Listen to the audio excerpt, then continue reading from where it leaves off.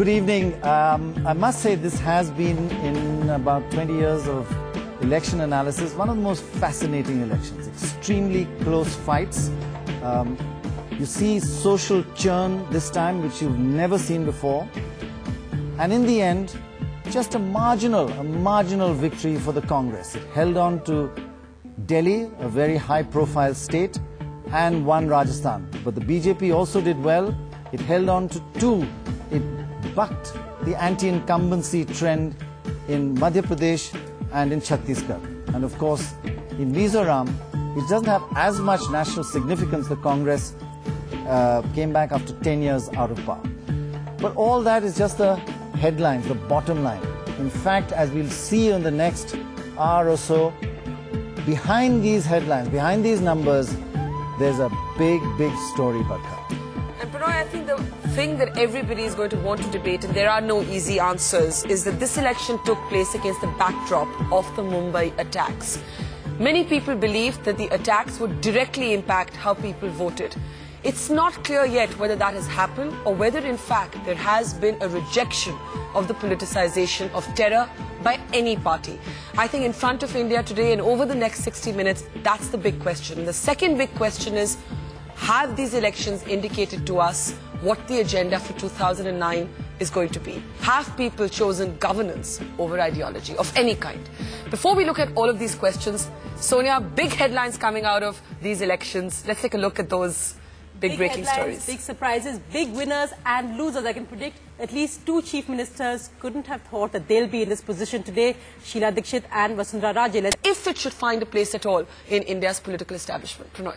Well, joining us to analyze the results now in some depth is Shahid Siddiqui here from the BSP. Thank you very much. It's a big story that we're going to go into the BSP. Not all good. It's a mixed picture.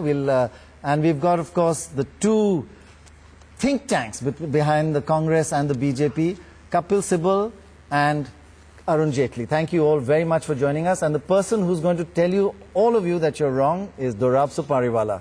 And why? This time why as well? Maybe. Why not? Okay. First, let's have a look at the vote situation. We've had seats up to now, but votes behind these seats tell us a much bigger picture and the real story behind this election. This is what the votes look like. Let's have a look at the votes for first Delhi. Here are the results, 42 to 23. That's a huge victory. And if we move into the votes, it just shows what the vote share that each party got. And here's the figures. These are almost final. 40% for the Congress, 37% for the BJP, 14% for the BSP in Delhi. That is a phenomenal achievement. Now we'll see where that 14% came from. Did it come from the Congress or the BJP? Here's the change. Look at that. Congress down 8%, 7.9%. But the BJP hardly got any of that. The BJP up just 1.8%. Most of the Congress votes went to the BSP. So whatever the Congress lost in Delhi, it lost to the BSP. The BSP ruined the Congress's chances or reduced their majority in that's the story of Delhi. The BSP hitting into the incumbent Congress. Now here's Rajasthan, 97 for the Congress, 76 for the BJP. Almost a clear victory for the Congress there. But look at the vote. 36.8 for the Congress and 34 for the BJP. BSP 7.6. But the vote change tells the real story. This is the change since the last elections in Rajasthan. Congress up just 1%. BJP down nearly 5%, 4.9. So where did the rest go? There you are. The BSP in Rajasthan took the BJP vote.